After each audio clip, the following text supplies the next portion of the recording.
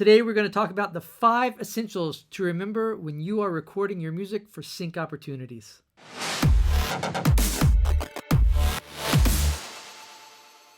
When you're writing music for sync placement opportunities, the first thing to keep in mind that's so essential, it's number 1, you actually have to pay attention to the various outlets that you want to write for. So if you want to write music for TV, pay attention to the music that's being used on all the various TV shows that you watch. If you want to write music for commercials and film trailers, pay attention to commercials. Pay attention to film trailers. Last week we talked about critical listening. This is an extension of that. Now it's really like critical viewing, right? We're going to watch these shows and watch these commercials and these film trailers, maybe even video games, and we're going to really pay attention to what's getting used musically in them. That's the foundation. Okay, we have to start there. The second thing to keep in mind when you're writing music for sync opportunities is that your tracks have to be broadcast quality. When you're licensing your music, you're playing in the big leagues, all right?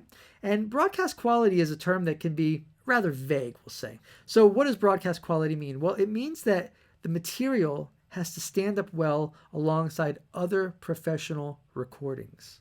Well, how do we actually create broadcast quality recordings? Well, it starts by capturing great performances. Then we have to record high quality audio. And then we have to mix all of that together to the point that I refer to as a satisfying listening experience. I did a video blog a couple months ago on how to know when your mixes are done. I'd recommend watching that video. But we want it to be a satisfying listening experience. That's how we know when our music is broadcast quality. That's how we know when our mixes are done, all right? They have to stand up against other songs by other professionals, quality-wise, and the overall experience of listening to it has to be satisfying. It's broadcast quality in a nutshell. The third essential to remember when it comes to writing and recording music for sync opportunities is that the vocal is key. Now, the vocal will sell the song, always. Always. All right.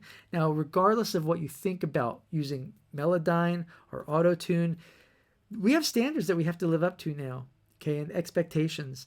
And the world that we are writing for expects music to be in tune. They expect vocals to be in tune. That's just what our ears have become accustomed to because of these types of plugins. And we have to look at these plugins and the history of them.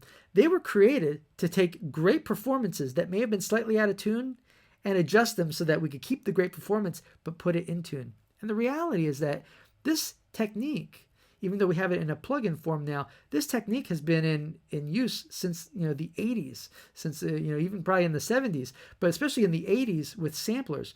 A lot of engineers and producers with a vocal performance that wasn't really quite up to par would sample that vocal part, and then they'd use the jog wheel on the sampler to raise or lower the pitch so that they could keep the performance but actually put the performance in tune. So really, tuning vocals has been around for a long time. Now it's just very accessible to all of us via plugins like Melodyne and Auto-Tune, all right? But the vocal performances have to be in tune. You can't send out vocals that are out of tune. And this stuff is so affordable and it's so easy that anyone can buy it and anyone can use it. Now, the fourth essential to keep in mind when we're writing and recording music for placement opportunities is that the performances of the various instruments have to be tight, all right? Just like the vocals and just like tuning vocals, there are plugins and features that come with the various DAWs that are part of the actual DAW that will ensure that the actual performances are tight. This is fantastic.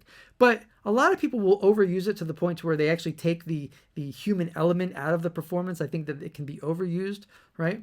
But if we use these features to fix sections that just aren't tight, maybe we did, a double of an acoustic guitar and they kind of start falling off from each other and gets a little distracting, we can run those through these various features or even plugins that will align them together and fix the timing of them.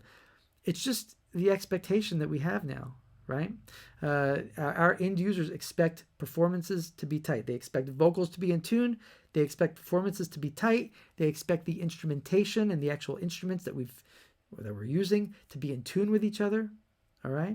So we have that expectation. The performances have to be tight. And we can do that now easier than ever before with the DAWs that are available to us. For under $300 with Logic and Pro Tools, they come with everything you need to actually create tight performances and lock the actual performances to a grid when necessary.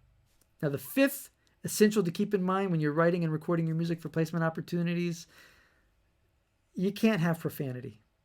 You just can't. The FCC has guidelines. All right. So if you're writing a song for your record and you're going to release it on your record and you want to swear, that's your prerogative. That's your thing. That's your artistic statement. But if you're planning on sending that out for placement opportunities, just as if you were going to send it out and try and get it on the radio, you have to send out a clean version.